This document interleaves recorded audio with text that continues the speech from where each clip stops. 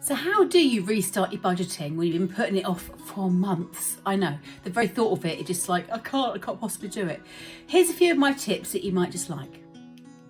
Sounds a bit obvious maybe, but getting your income right in the first place is really important. And you may be in a multi-income household and you're getting paid at different times of the month. Maybe one of you is self-employed, you've got a bit of a variable income going on. I know it can get really confusing. Your best guesstimate here is always going to win out.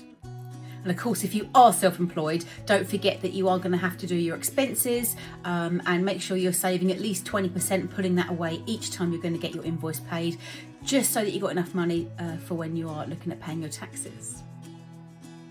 So now you've got your income planned out in front of you, and it's so empowering to actually get this so that you actually got it for across the whole year.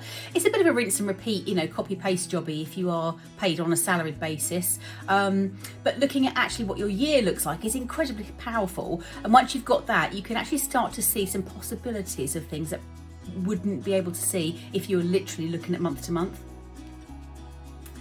So tip number 2, look at your regular expenses and let's just go on the 1st of the month down to the 31st of the month and tick off mortgage, council tax, water bill, blah, blah, blah, and just check it all off and make sure you're happy with everything. Question things.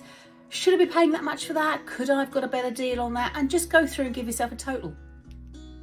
Rinsing and repeating this also throughout the whole of the year. You're like, oh my God, I've really spent that much over the course of a year on this stuff. Yeah, it adds up pretty bloody quickly. And this is why you are going to start to want to question, can I get this cheaper elsewhere? So third point is where it starts to get potentially a bit chaotic. Most of us have, I don't know, maybe like a dozen or so, ordinary expenses going out every single month. Then it comes to stuff that you want to spend your money on, the variable stuff, your supermarket shopping, petrol, blah, blah, blah. We've easily got 40 or more transactions going out of our account every single month. So this is where it can get really tricky and is definitely the place you want to concentrate in terms of doing that line by line check off.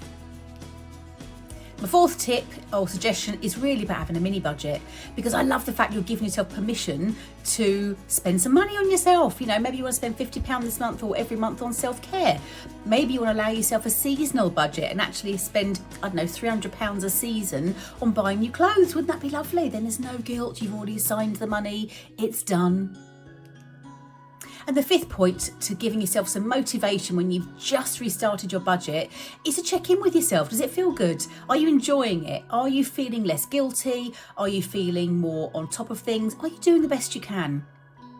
That's all anyone can do.